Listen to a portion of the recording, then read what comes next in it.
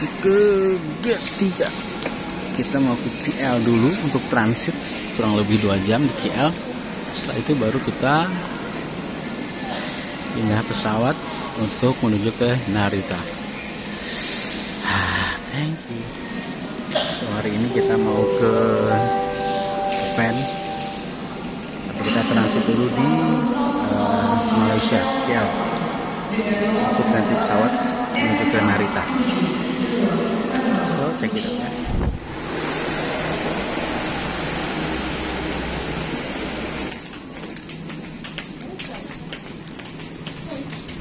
Ini Rope, maaf udah jam 4 subuh.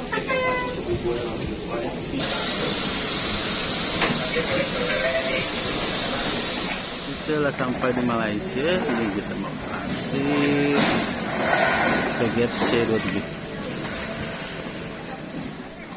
Dan ini kondisi di imigrasi Jepang, ramai banget.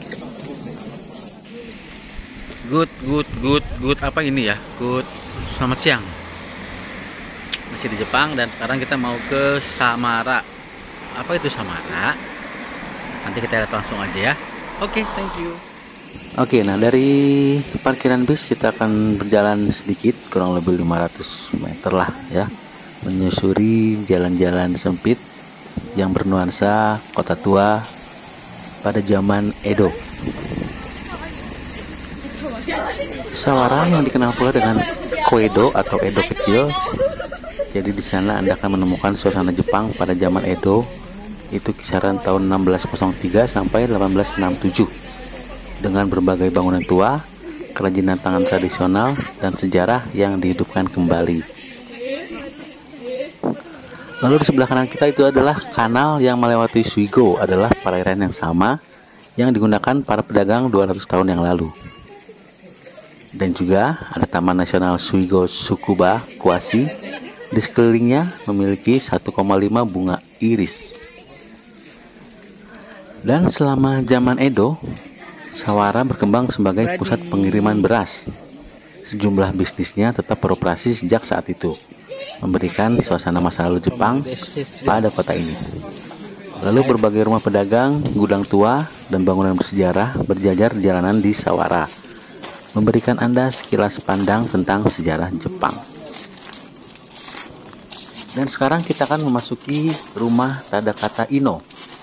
Beliau adalah yang membuat peta pertama Jepang berdasarkan teknik survei selama periode Edo dari tahun 1603 sampai 1868. Berasal dari keluarga Ino, keluarga Sawara yang sudah mapan. Peta yang tepat dan indah yang dikenal sebagai Inozu atau peta Ino ditetapkan sebagai harta nasional bersama dengan alat ukur dan bahan terkait yang ia gunakan untuk survei. Dan Museum Ino Tadakata yang terletak di sepanjang sungai Onogawa menampilkan Inozu dan alat pengukur, dan juga memperkenalkan pencapaiannya yang luar biasa. Di seberang sungai bekas kediaman Tadakata Ino yang ditetapkan sebagai situs bersejarah nasional terbuka untuk umum. Di depannya juga terdapat tangga batu sebagai tempat pembuatan sisa transportasi air dan jembatan tradisional. Dan tempat ini merupakan tempat yang menjadi spot foto yang populer. Ini apa? Sama juga. Tempat bersejarah. Ini buat keran aja sih gitu. Oh, air. Jadi ini nanti kalau misal apa namanya buat embernya. Ember. Tapi ini gitu. Ini kalau ini kompor zaman dulu. Dan untuk kali ini kita ditemani oleh Miss Naya dan Mr. Yohanes. Beliau adalah salah satu driver bus di Jepang yang berasal dari Indonesia. Sebelum Showa ya katanya. Ya. Kamado nih. Rumah tradisional Jepang cenderung berbentuk kecil dan berdekatan antara satu dengan yang lainnya, baik itu di perkotaan ataupun di pedesaan. Namun, elemen kunci dari desain rumah hunian tradisional Jepang terletak pada privasi, cahaya alami, perlindungan dari bagian luar rumah, dan tidak mementingkan ukuran atau lokasi rumah. Walaupun sebagian besar orang Jepang tinggal di perkotaan, tidak mampu membangun rumah, Apartemen mereka juga sering memiliki unsur-unsur tradisional, seperti bak untuk berendam, dan penggunaan satu buah anak tangga di bagian pintu masuk rumah. Banyak juga rumah bergaya barat di Jepang yang memiliki satu ruangan tradisional Jepang dengan lantai tatami. Elemen desain rumah tradisional Jepang telah menjadi inspirasi bagi arsitek barat sejak lama dan dapat ditemukan di rumah-rumah lain di seluruh dunia. Sebagian besar jalan-jalan perumahan di Jepang tidak memiliki trotoar di depan rumah. Pemisahan antara ruang publik dan ruang pribadi biasanya hanya dipisahkan oleh pintu gerbang rumah. Lalu, privasi dari tiap rumah di kompleks perumahan biasanya dipisahkan dengan dinding di luar rumah. Blok beton adalah bahan yang paling umum digunakan untuk membuat dinding di luar rumah, baik di kota-kota ataupun di desa-desa. Akan tetapi, beberapa rumah besar di Kyoto sering menggunakan dinding batu dengan pagar kayu di atasnya. Jepang adalah negara dengan curah hujan yang tinggi. Atap perumahan di Jepang didesain dengan sistem drainase untuk mengeluarkan air dalam jumlah besar dari dalam rumah. Bentuk atap yang luas mampu melindungi penghuni rumah dengan maksimal saat hujan dan membuat air hujan tidak masuk ke dalam rumah. Dan rumah di Jepang biasanya memiliki lokasi di sebelah utara atau selatan dengan ruang utama yang menghadap ke selatan untuk memastikan sinar matahari dapat masuk dengan optimal sepanjang hari. Waktu terbaik untuk mengunjungi Sawara adalah saat Sawara Matsuri, festival yang diselenggarakan 2 kali setahun pada bulan Juli dan Oktober. Selama festival ini, wahana pawai dengan boneka raksasa di atasnya yang menggambarkan prajurit legendaris dan para pahlawan berparade melintasi kota. Waktu tepat lainnya untuk berkunjung saat Ayame Matsuri yang merayakan bunga iris yang bermekaran di Sawara.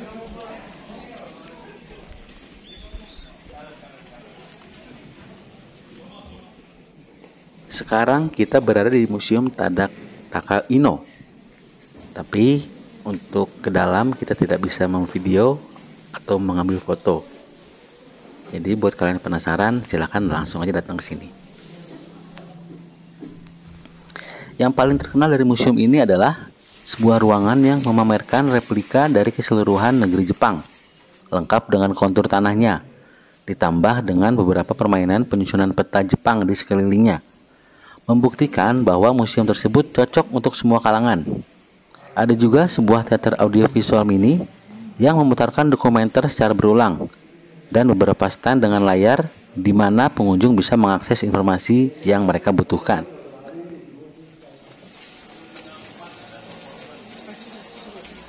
Nah, sekarang kita akan menyaksikan salah satu pertunjukan di salah satu bangunan tua yang asli dari zaman Edo.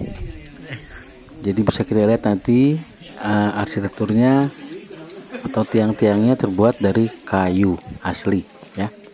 Dan di sini nanti ada berbagai macam pertunjukan yang diperankan atau dimainkan oleh siswa-siswi dari pelajar Jepang. Dan ada berbagai macam kesenian yang akan ditampilkan di sini. Di ruangan ini sangat kental sekali dengan budaya, atau kita bisa flashback ke zaman dahulu kala ketika zaman Edo. Bisa kita lihat juga dari dindingnya terbuat dari bambu, lalu tiang-tiangnya terbuat dari satu buah pohon yang utuh. Jadi memang suasananya eksotik banget lah ya, seperti itu.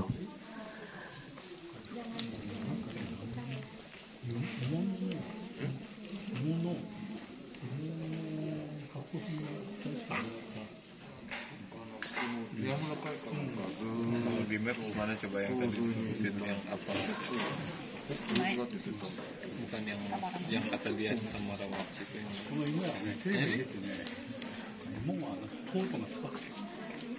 川原高校書道部です。今を頑張る人の背中を押したいという思いを込めてパフォーマンスします。今回が1年生だけの初めてのパフォーマンスですが、精一杯頑張りますので、応援よろしくお願いします。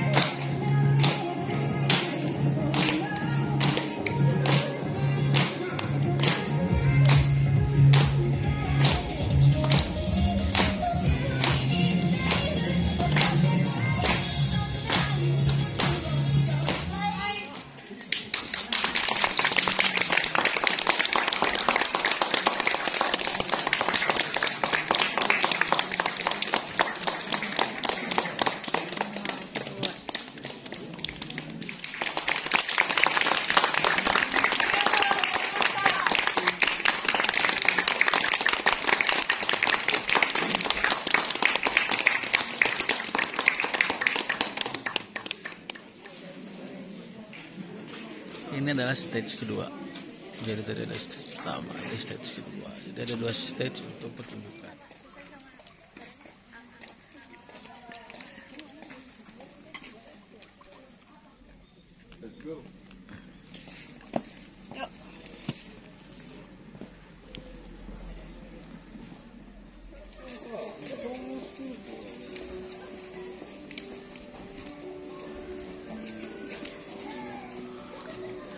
Oke, itu dia sekilas info tentang Sawara Jepang. So, terima kasih untuk yang nyimak atau sudah nonton video sampai habis. Sampai ketemu lagi di video berikutnya. Wassalamualaikum warahmatullahi wabarakatuh. Sehat-sehat selalu ya. Thank you.